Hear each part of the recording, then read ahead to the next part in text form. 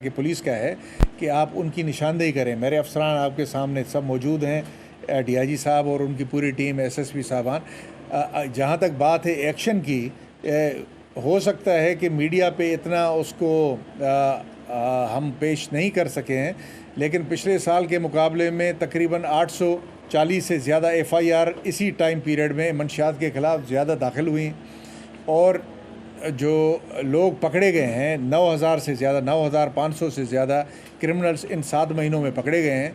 तो वो भी पिछले साल से तकरीबन 850 के करीब ज़्यादा हैं। तो ऐसे नहीं है कि एक्शन कम हुआ है, एक्शन बड़ा है पहले से, लेकिन शायद मेरे ख्याल में इसको सही पोर्ट्रे करने में पुलिस को प्रॉब्लम आ रही है। तो मैंने डीआईजी साहब को भी ये कहा है और बाकी जो मेरी टीम है पूरी सिंध में, जो अफसरान हैं डीआईजी कराची में, मीरपुर ख़ास, कि जी इसको आप सही हाईलाइट करें। जो आपका एक्शन है पहले से बेहतर है, लेकिन वो क्यों नहीं रिफ़्लेक्ट हो रहा। तो मेरे ख्याल में आपके साथ रब्ता करके आपको ये बताने की ज़रूरत है।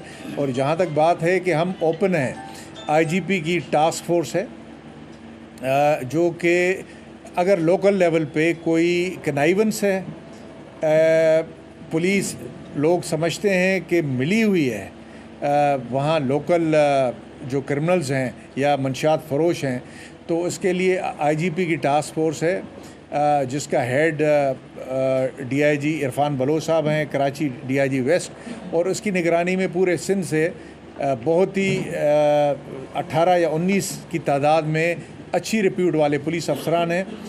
तो आप उनको इन्फॉर्मेशन दें, किसी भी अफसर को दे दें जो उस एरिया के नहीं है, या मुझे दे दें, आप डीआईजी साहब को दे दें, तो आप देखेंगे कि एक्शन होगा।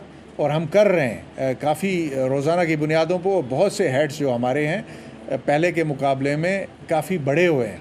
हमने रिकवरी भी ज़्यादा की है और जिस तरह मैंने बताया कि हमने क्रिमिनल्स को पकड़ा भी ज़्यादा।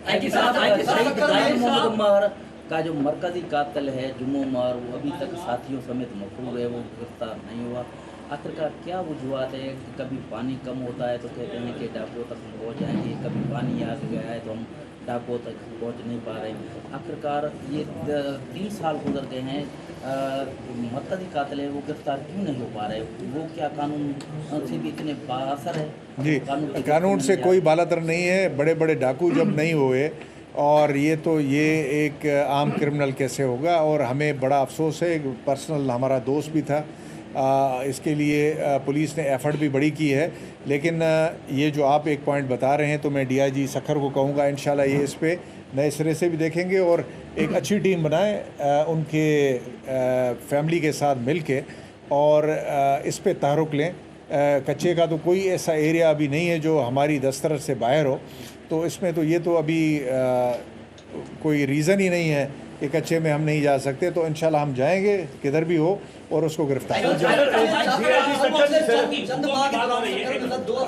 बात हो रही है और सुबह पर के हवाले से जो प्रोटेस्ट हो रहे हैं, तो उनकी गिरफ्तारियां हो रही हैं, जैसे यहाँ पर अदीब गिरफ्तार हो रहे हैं और कुछ जो है कॉम्प्रेसर में पर है। तो क्या पॉलिसी? देखिए, मैं अब आप जो सवाल इसमें पुलिस क्या, हम लॉ इन्फोर्सर है, हम पॉलिसी मेकर नहीं है।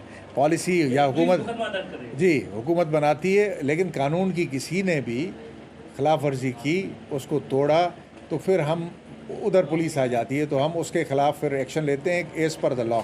तो वो हम करेंगे। लेकिन बाकी तो वो मेरे ख्याल में सवाल जो कंसर्न है आप उनसे करें, इसके बारे में मैं तो जवाब नहीं दे सकता।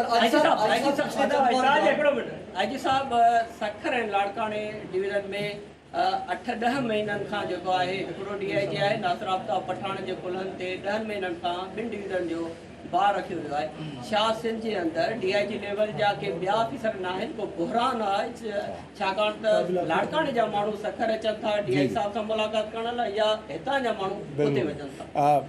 देखिए, जब ये ऑपरेशन निजात महरान शुरू हुआ तो उस वक्त हमने मुत्तफ़िका तौर पे सोचा कि लोकली, पहले किसी ज़माने में यहाँ पे आरपीओ सिस्टम था, एडिशनल आईजी बैठता था, लेकिन उसके जाने के बाद बेहतर कोऑर्डिनेशन, क्योंकि जो डाकू थे उनका इलाका एक ही था, दरिया अगर सूखा हुआ है या पानी कम है तो फिर ये गैर मानी हो जाता है कि कश्मीर कहाँ ख़त्म होता है, घोड़गी कहाँ। तो हमने एक ही डीआईजी गवर्नमेंट को रिकमेंड किया कि जी एक बेहतर तरीके से इसकी कर सकता है, लेकिन आपकी बात सही है, बाकी काम भी हैं और उससे आवाम मुतासर होती है, उनको तकलीफ़ पहुंचती है। तो इसके लिए ये अंडर कंसिडरेशन है और इंशाल्लाह अनकरीब मैं समझता हूँ कि इस पे फैसला हो जाए। Sir, Sindh police, Punjab police में इन्वेस्टिगेशन का शोबा बहुत फाल है, जबकि सिंध पुलिस में अगर हम देखें तो एक SHO है वो सारा दिन कोर्टों में होता है, कभी SSP साहबान भी कोर्टों में होते हैं। तो इससे जो आम आवाम है उनका इंटरेक्शन पुलिस से नहीं हो पाता, उनके मसाइल नहीं हल हो पाते हैं।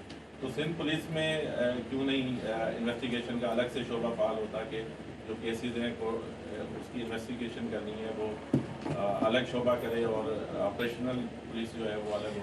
आपकी बात बिल्कुल सही है, मैं टोटली सहमत हूँ जो आप कह रहे हैं, और इसी ख्याल के तहत हमने एक पूरा प्रपोज़ल बनाया हुआ है जिसमें शुरुआती तौर पे जिस तरह कराची में तो टोटल आइसोलेशन हमने कर दिया, क्योंकि वहाँ पे शहर में वॉल्यूम ऑफ वर्क बहुत ज़्यादा है, FIR की रजिस्ट्रेशन का नंबर बहुत ज़्यादा है। लेकिन जो देहाती इलाके या सेमी देहाती इलाके हैं उसमें हम इसको बेहतर तरीके से कोऑर्डिनेट कर सकते हैं, इसलिए हमने मिक्स सिस्टम जिसमें एक एडिशनल SHO या SIO जो कि SHO के अंडर में काम करेगा और इन्वेस्टिगेटर उसको डायरेक्टली जवाबदेह हों, और फिर इसी तरह ही एडिशनल ASP इन्वेस्टिगेशन जो कि SSP को उससे इंटरेक्ट करेगा और उससे डायरेक्शन लेगा। लाइकवाइज इसी तरह ये चेन हमने प्रपोज़ की है। पहले जो सिंध के बड़े शहर हैं, जो रीजनल हेडक्वार्टर्स हैं, जिसमें आपका हैदराबाद आता है, जिसमें सखर आता है, जिसमें लाड़काना आता है, जिसमें मीर पुखास आता है, शहीद बेनज़ीर, ये हमने प्रपोज़ किया है, गवर्नमेंट को भेजा हुआ है, इंशाल्लाह ये अप्रूव हो जाएगा। तो आपकी बात सही है, क्योंकि एज ऑफ स्पेशलाइजेशन में इन्वेस्टिगेशन को हमने बिल्कुल इसी तरह अहमियत देनी है, उसको स्पेशलाइज यूनिट बनाना है। लेकिन एट द सेम टाइम जो प्रॉब्लम्स हमें कराची में आ रहे हैं वो बाकी हम पाकिस्तान के सूबों में जो सिस्टम चल रहा है उनको देख के एक फ़ाल सिस्टम बनाएंगे ताकि इफ़ेक्टिव हो, एफिशिएंट हो, और लोगों को ऐसे ना हो कि ऑपरेशन की तरफ दोबारा एक दौड़ लगाएं फिर इन्वेस्टिगेशन दौड़ लगाएं, तो उनका जो लोकल अफसर हो वो एक ही हो। तो इसी पैटर्न पे हम काम कर रहे हैं और मुझे यकीन है वो अनकरीब ये ऑस्टेरिटी वगैरह मेजर्स आगे, वरना ये पहले हो जाता। चंद माह के दौरान सखर के अंदर 2 ताजरों समेत दर्जनों लोग अफराद कर चुके हैं, तकरीबन 2 दर्जन करीब, किसी एक कातिल गिरफ्तार नहीं हो सका। इस तरह लगा कि सखर में कोई पुलिसिंग है ही नहीं। और सर मोटरसाइकिल संख्या इतनी बढ़ गई है कि रोजाना के बराबर 5-5 गाड़ियाँ बाइक सखर से चोरी हो रही हैं। पुलिसिंग सर क्या कर रही है? देखिए, आप एक बात बता रहे हैं, मैं तो अगर इस तरह की बात है तो मैं शहरियों को कहूँगा कि FIR दर्ज करवाएं, क्योंकि अभी जो मैंने इन्वेस्टिगेशन की है हमने रजिस्टर्ड क्राइम भी देखा है, अनरजिस्टर्ड भी देखा है। तो उसमें जो रजिस्टर्ड क्राइम है वो ये चीज़ जो आप बता रहे हैं पेश नहीं कर रहा, लेकिन बात आपकी सही है कि जो मर्डर में अरेस्ट हुए हैं, इस पे मैंने अपनी टीम को पुल किया है कि वो तसल्ली बख्श नहीं है, और इस पे DIG साहब को ये टास्किंग हुई है कि मर्डर में जो एब्सकॉन्डर हमारे हैं या अदरवाइज़ प्योर एब्सकॉन्डर हमारे हैं उसमें हमें आप काम को बेहतर करना है, और इंशाल्लाह इस पे ये काम करेंगे और ये आपका गिला शिकवा दूर करेंगे। ये आपकी बात है। रिपीट है कि कोई और बता दे। बलूचिस्तान के हालात बहुत खराब है, तो सिंध पुलिस से कनेक्ट हो रहा है, तो वहाँ पर दहशतगर्दी को रोकथाम के हवाले से क्या इंतजाम लिए जा रहे हैं, खासतौर पर जो है शहदादपुर, जैकोबाद, बहुत सारे इस्लाह जो कनेक्ट हो रहे हैं, तो उसकी रोकथाम के हवाले से वो असर यहाँ पर ना हो तो क्या इकदाम करें? जी, बड़ा अच्छा सवाल है।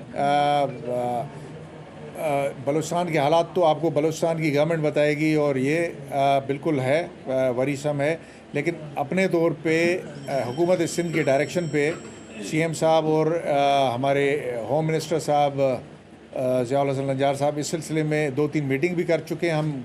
हमने मीटिंग की है, एक वज़ा पॉलिसी बनाई है, जो लोकल एरियाज़ हैं उस पर मुख्तलिफ़ चीज़ें हम डिस्कस कर रहे हैं, जिसमें पुलिस का एक बॉर्डर पुलिस का भी कॉन्सेप्ट है जो कि ज़िला SSP के मातहत ही काम करेगी उन एरियाज़ में और हमें बताएगी। लेकिन इसके साथ ही ड्रोन के ज़रिए, CTD के ज़रिए और हमारी इंटेलिजेंस नेटवर्क जो एग्जिस्टिंग है, स्पेशल ब्रांच का हो या CTD का हो, हमने काम शुरू किया है। 1-2 मरतबा जब भी ये सुनने में चीज़ आई है हमने एफ़र्ट की है, एक्शन